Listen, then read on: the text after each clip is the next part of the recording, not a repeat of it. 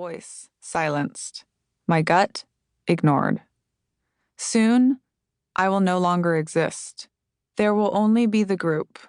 There will be only Army. Most of these recruits have never left home.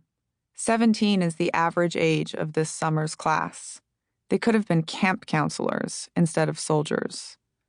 They will finish basic training and then head back for their senior year of high school before reporting back full-time. They are scared, but I am not. They are kids, missing their mommies, yearning to go home. But I don't have a home, and my mother could never protect me from anything. I spent my life playing at battle drills, getting ready for what to do when the Antichrist's soldiers showed up. I can't count the hours I spent as a child, standing in lines, eating mass-produced food that tasted like cardboard, never quite getting enough to feel full. I was always next to a handler, sleeping and waking, always watched, always commanded. My mind couldn't wander, not even an inch. I know how to follow orders, how not to ask questions. I was born a soldier. I stand staring at the big blue sky, straining under the weight of my equipment, trying to block out the drill sergeant's shouts. I am suddenly 9 years old again, standing on the Brazilian shore, eyes glued to the horizon, imagining I can see the shores of Angola across the Atlantic. As the waves wash the sand from my toes, I wonder what would happen if I started swimming, if I swam until I couldn't anymore. But there is a big white van parked a few yards up the shore, waiting to return us to the gray walls of the commune, the whitewash of the children's dorms, the home of my loneliness, hunger, and fear. "Higher!" a voice yells. "Get your bag in the air!" The blue sky is a promise and a lie, with no real portent of freedom for me, not since I signed on that dotted line. I let out a gasp, almost releasing my grip on the duffel and, with it, my tenuous hold in the group, as a sharp thought pierces my consciousness.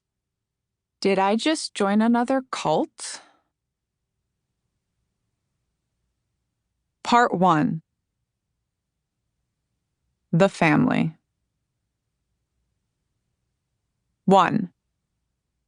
Spare the rod, spoil the child. Petropolis, Brazil, 1993.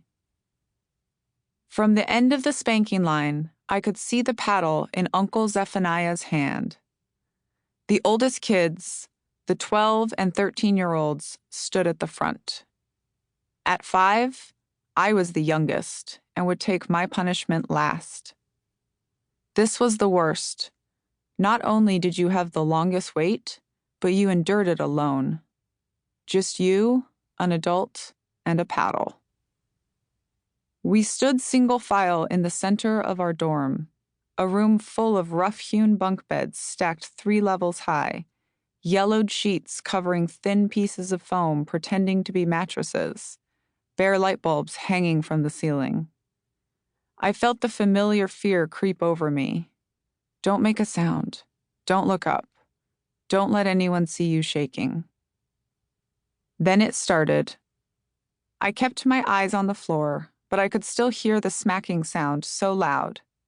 The thick, unbending slab of wood striking the skin of bare bottoms. We all knew not to cry, because that would earn us more swats. So we kept our pain silent, our whimpers as tiny as possible. The older kids were better at controlling their tears. Usually, the crying didn't start until the younger children's turns. Suddenly, a high-pitched screech bounced off the tile and filled every crevice. Who's doing that? I wondered. They needed to stop. Somebody needed to make them stop. Everybody knows you aren't allowed to cry like that.